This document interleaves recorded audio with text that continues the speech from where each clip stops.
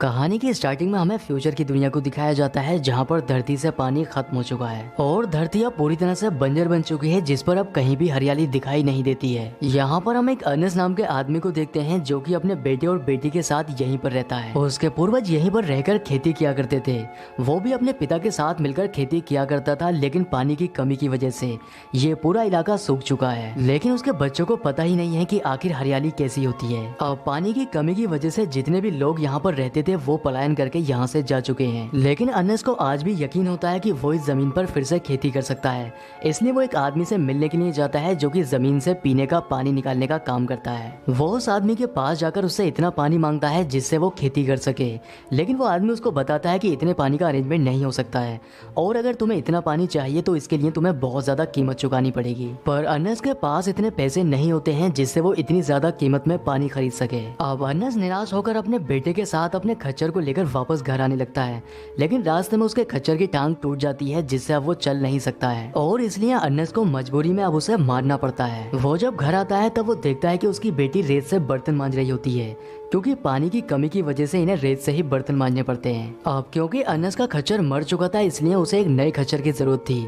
और इसलिए वो अपने बेटे के साथ एक ऐसी जगह पर जाता है जहाँ पर रोबोटिक खच्चर मिलते हैं। यहाँ पर एक रोबोटिक खच्चर की बोली लग रही होती है, इसलिए अनस उसे किसी भी कीमत पर खरीदना चाहता है।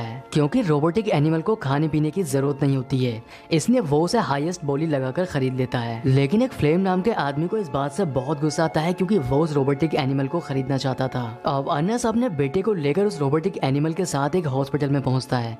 यहाँ पर हम अनस की वाइफ को देखते हैं जो कि एक स्पेशल फ्रेम के साथ बंधी होती है। दरअसल कुछ समय पहले अनस की वाइफ का एक्सीडेंट हो चुका है, इसलिए वो इसी फ्रेम के साथ चल फिर सकती है। लेकिन अनस के पास इतने पैसे नहीं होते हैं जिससे वो इस फ्रेम को खरीद कर घर ले जा सके, इसलिए उसने अपनी वाइफ को इस हॉस्पिटल में रखा हुआ है। वाइफ से मिलने के बाद अनस जब घर जा रहा होता है तब रास्ते में उसे एक रोबी नाम का लड़का मिलता है जिसकी फाइनेंशियल कंडीशन काफी खराब होती है। उस लड़के के पास एक छोटा बच्चा भी होता है जिसको पालने के लिए उसके पास पैसे भी नहीं होते हैं, इसलिए वो अनस से उस बच्चे को खरीदने के लिए कहता है। लेकिन अनस उसे समझाने लगता है कि तुम्हें इस तरह से हार नहीं माननी चाहिए और अगर तुम्हें किसी भी मदद की जरूरत होगी तब मैं तुम्हारी मदद जरूर करूंगा। वो लड़का अनस को पहले से ही जानता है, इसलिए वो अनस से कहता है कि तुम्हारी बेटी का किसी के साथ अफेयर है। ये सुनकर अनस गुस्से में घर की ओर जाने लगता है और घर जाकर जब वो अपनी बेटी से इस बारे में पूछता है तब वो उससे कहती है कि मैं अपनी लाइफ के फैसले खुद से ही ले सकती हूँ। इसलिए गुस्से में अनस उसको घर के अंदर लॉक कर देता है। अगली सुबह अनस को पता चलता है कि उसका रोबोटिक एनिमल किसी ने चुरा लिया है,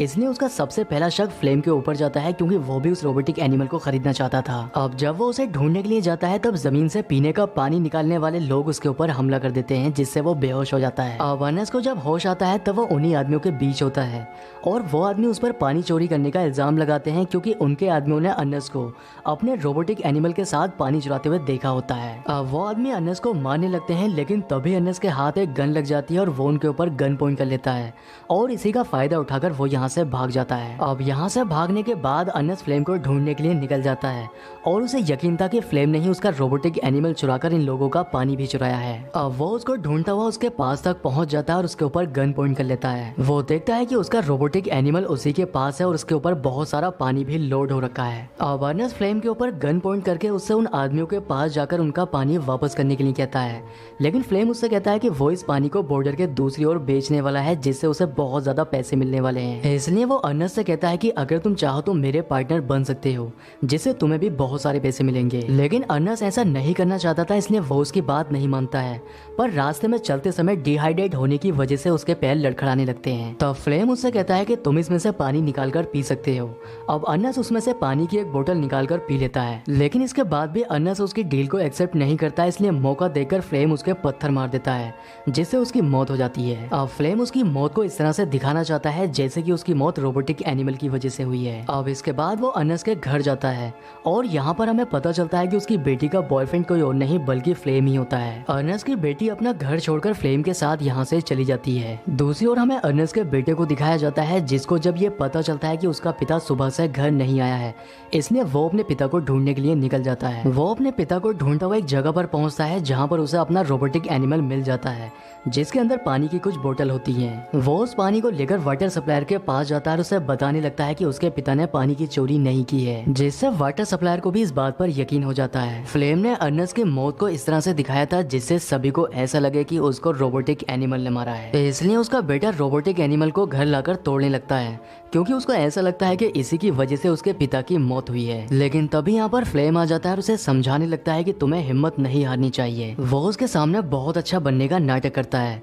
यहाँ पर वो उसे बताता है कि मैं तुम्हारी बहन से प्यार करता हूँ और उससे शादी करना चाहता हूँ। अर्नेस्ट के बेटे के पास कोई दूसरा रास्ता नहीं होता, इसलिए वो उसकी बात मान लेता है। इसके बाद फ्लेम उन्हीं के साथ रहना शुरू कर देता है और फ्लेम की जमीन पर खेती करने का फैसला करता है। इसके लिए वो वाटर सप्लायर के पास जाकर उससे सिंचाई के लिए पानी मांगता है और उससे कहता है कि अगर तुम मुझे खेती के लिए पानी दे देते हो तब इसके लिए मैं तुम्हें बहुत सारा पैसा दूंगा, जिस पर वाटर सप्लायर भी मान जाता है। अब फ्लेम को पानी मिल जाता है जिससे वो अर्नेस्ट की जमीन पर खेती करना शुरू कर देता है और कुछ महीने गुजरने के बाद उस जमीन पर काफी अच्छी फसल उग जाती है। ये देखकर अर्नेस्ट के बेटे को भी बहुत अच्छा लगता है, इसलिए वो फ्लेम को अपनी बहन से शादी करने की परमिशन दे देता है, जिससे फ्लेम उसकी बहन से शादी कर लेता है और ये तीनों ही एक दूसरे के साथ काफी खुश रहने लगते हैं। लेकिन एक दिन उनके पास बैंक से कुछ कर्मचारी आते हैं जो कि फ्लेम को बताते हैं कि अर्नेस्ट ने अपनी खेती की जमीन पर बहुत सारा लोन ले रखा है, जिससे अगर उस लोन को टाइम से नहीं चुकाया गया तब बैंक उसकी जमीन पर अपना कब्जा कर लेगी। लेकिन ये सुनकर फ्लेम को बहुत दुख होता है क्योंकि उसने इस फसल को उगाने में बहुत मेहनत की है, इसलिए अब वो किसी तरह से पैसे का अरेंजमेंट करके बैंक को देने वाला है। इसके लिए वो उस लड़के के पास जाता है जो पहले कभी अपना बच्चा अर्नेस्ट को बेच रहा था। वो उस लड़के के पास उसके बच्चे को खरीदने के लिए कस्टमर लेकर जाता है,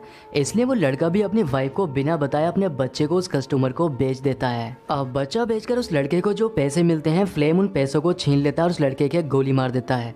इसके साथ ही एक गोली रोबोटिक एनिमल के भी लग जाती है, जिससे उसके सॉफ्टवेयर पे कुछ खराबी आ जाती है और फ्लेम उन पैसों को लेकर यहाँ से भाग जाता है। अब फ्लेम उन पैसों से बैंक का सारा लोन चुका देता है, जिससे उनकी लाइफ पहले की तरह नॉर्मल हो जाती है। लेकिन अर्नेस्ट के बेटे को शक होता है कि उसने बैंक का लोन चुकाने के लिए उसके रोबोटिक एनिमल को बेच दिया है, इसलिए जब वो उसे रोबोटिक एनिमल के बारे में पूछता है तब वो उसके ऊपर गुस्सा करने लगता है और उससे कहता है कि मैं उसके बारे में कुछ नहीं जानता हूँ कि आखिर वो कहाँ पर है। दूसरी ओर हमें रोबोटिक एनिमल को दिखाया जाता है जिसके सॉफ्टवेयर में खराबी आ चुकी थी, इसलिए वो खुद से ही अपने मैन्युफैक्चरर के पास जाने लगता है जिससे वो उसे रिपेयर कर सके। अर्नेस्ट का बेटा फ्लेम से कहता है कि कल वो अपनी माँ से मिलने के लिए हॉस्पिटल जाएगा, लेकिन वो अपनी माँ से मिलने के बहाने अपने रोबोटिक एनिमल को ढूंढता हुआ उसी रोबोटिक कंपनी में पहुंच जाता है। यहाँ पर कंपनी का ओनर उसे बताता है कि तुम्हारे रोबोटिक एनिमल में कुछ खराबी आ गई थी जो कि हमने फिक्स कर दी है, इसलिए अब तुम उसे लेकर यहाँ से जा सकते हो। पर जाने से पहले वो उसके रोबोटिक एनिमल के एक खास फंक्शन के बारे में बताता है।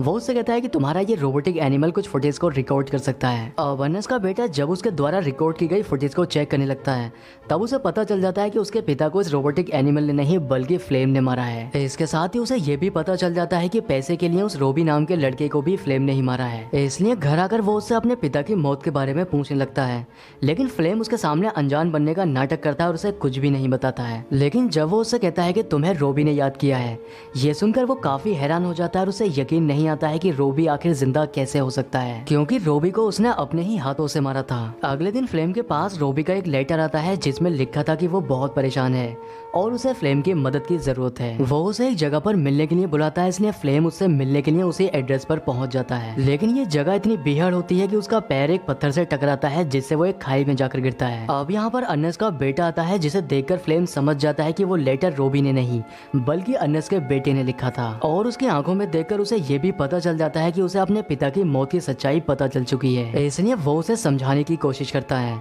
लेकिन अर्नेस्ट का बेटा उसको उसी तरह से मारता है जिस तरह से उसने अर्नेस्ट को मारा होता है। अब इसके बाद वो अपने रोबोटिक एनिमल को अपने साथ लेकर घर आ जाता है। घर आकर वो अपनी बहन को इस बारे में कुछ भी नहीं बताता है क्योंकि वो प्रेग्नेंट होती है। अब इसी तरह से काफी समय गुजर जाता है, इसलिए उसकी बहन भी ये समझ चुकी थी कि फ्लेम उसको छोड़कर जा चुका है और इसी सीन के साथ मूवी का एंड हो जाता है। दोस्तों उम्मीद करता हूँ कि आपको वीडियो पसंद आया होगा, इसलिए वीडियो को लाइक और चैनल को सब्सक्राइब जरूर करें। तो मैं आपसे मिलता हूँ किसी नेक्स्ट वीडियो में।